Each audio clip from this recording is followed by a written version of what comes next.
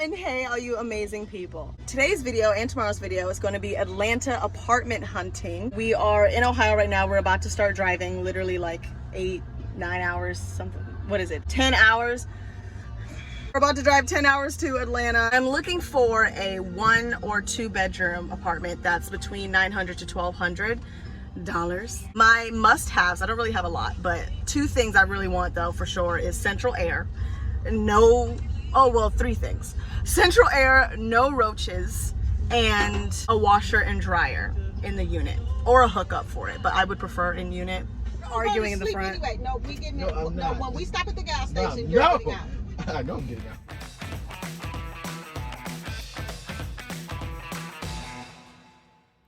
Hey, so we arrived at the hotel last night at 3 a.m. Yikes. It is officially the first day of apartment hunting, which means it is go time. My mom organized out these worksheets for us with all these details and info about each apartment, so I'm gonna include the names and details in the description box and on the screen for anyone who may be looking for an Atlanta apartment as well at some point.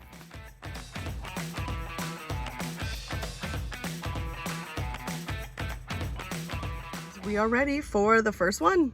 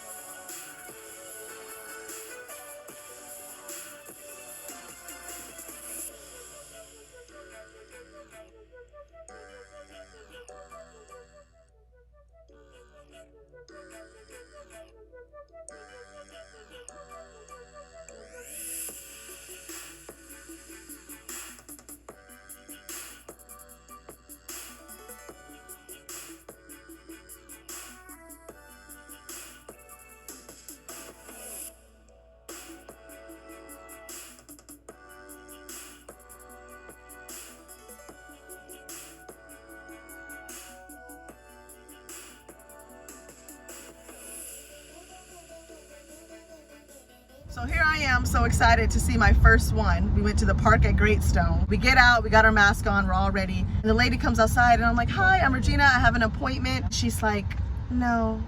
The girl that we were supposed to meet with, I guess wasn't there, forgot, I don't know what the deal was. So basically we weren't able to view the apartment, which was really inconvenient. Like, okay. We were hoping to go back there and we found like 2 other apartments along the way that we're gonna check out. So not a complete waste. So we just saw the first apartment. It was the Haverly. Overall, it was okay. It was okay. The ratings is 2.5, which was already a little like, eh. It's a pretty place, like nice pool, nice courtyard and everything. The stairs, it was very, yeah, it was very sketchy, really dirty. The actual apartment itself was nice, but we could just tell it was really outdated. Like the counters were really nice and the fridge was nice. When you got to like the cabinets and stuff, you could see that it was like a little outdated. What was really nice about it is that it has a sunroom that is also connected to a patio / balcony that's connected to the master bedroom. It's really spacious. No washer and dryer in the unit, but there is a hookup. Central air. We saw a tenant outside of the apartment that we viewed, and we were like, you know, let's just ask him like what he thinks of it. Do you like living here? Be honest, no. He like flat out told us like you can definitely find something better. It's a cheap place to live. I mean, you get what you pay for. He told us how it takes him a long time to fix things sometimes. Some of the apartments, not all, but some of the apartments here have minor roach issues. And then there's also no designated parking area for you. So sometimes you can get here late at night and have to park really far from your apartment or take forever to find a space. There's a few cons that I definitely took note of. It wasn't like terrible. It's just one of those things where I can tell if I lived there, there would definitely be some issues that would add up. So yeah, on to the next.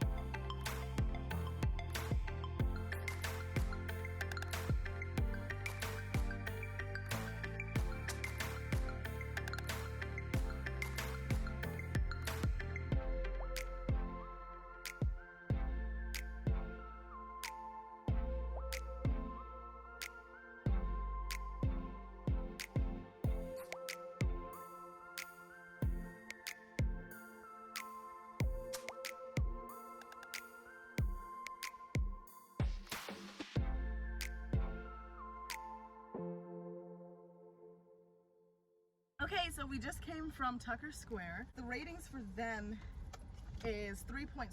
It was one of the favorites on the list. It did have a washer and dryer actually in unit, 2 parking spaces available, and it had central air. So it hit like a few things that I was definitely looking for. We looked at the 2-bedroom one, pretty, really well kept. The security guard let us know that there's 2 security men that live in the apartments, as well as 3 maintenance men that carry guns. So very secure, I'm guessing, but there's a little corner store like down this or like on the same street that's really kind of sketchy. It's a 24-hour corner store connected to a liquor store, and we already see men out there like dealing and doing whatever it is they do. So that was the little sketchy part, but it does overall seem safe. It's a gated community and they're very welcoming, very nice, and so far it's my favorite. I mean, but I've only seen 2, so. Con so far to Georgia is the heat and the humidity. My hair is frizzing up in every way possible.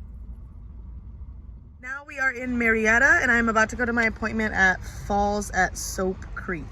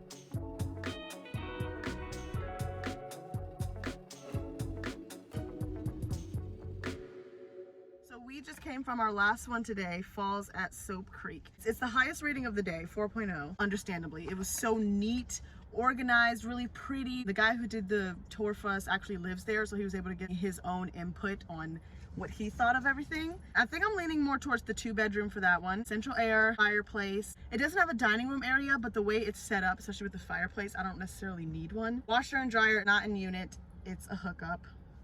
Wow. They have garages, but you have to pay like extra. You have to pay like $150 a month for those. Like, is it really a plus? He wasn't able to give me a full tour because of the whole COVID-19 stuff, but he let me know that there's 2 pools, picnic areas, a gym, a lot of cool like amenities around, and then there's 24-hour maintenance, which I love, and 2 security guards live on campus as if I'm in college still, live on site. He even said at night they have all these LED lights set up, so it's very well lit even at nighttime. It seems very safe and quiet. By far that's the most safe, bougie type place. Pompous.